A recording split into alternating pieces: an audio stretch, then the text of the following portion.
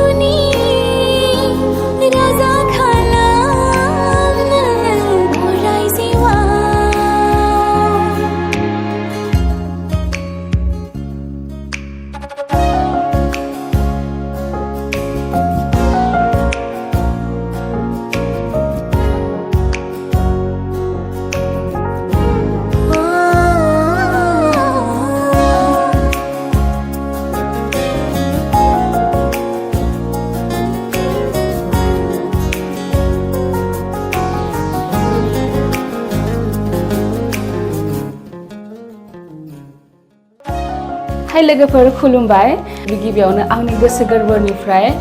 R.Sanzarang एन्टारटेनमेन्टखौ गोजोनग्लायनाय बावहरबाय नैबे मेथाइखौ आंखौ कभार भिडिअ बानायनो गनायथि होनायनि थाखाय ओमफ्राय नैबे मेथाइखौ रोजाबदोंमोन निटामनि बर'आ ओमफ्राय गुबै भिडिअहा एक्टिं खालामदों आब' हेलेना आरो आदा मानिसजों एन्ड नैबेनि गुबै भिडिअनि लिंकखौ आं गाहाय डिसक्रिपसनावहा होना दोनखाबाय स' नोंथांमोना बेयाव थांनानै नायनो हागोन गुबै भिडिअखौ जुदि नोंथांमोना आंनि भिडिअखौ नायनानै मोजां मोनदोंब्ला प्लिज लाइक शेयार कमेन्ट आरो बेजों लोगोसे साबस्क्राइब खालामनो दाबाव आरो बेल आइकनखौबो थुनो दाबाव जाहाथे आं एसे आवगायलांनानै नोंथांमोननि सापर्टजों नोंथांमोननि अननायजों जाहाथे आं इयुनसिम दावगालांनो हायो स' थेंक इउ स' माच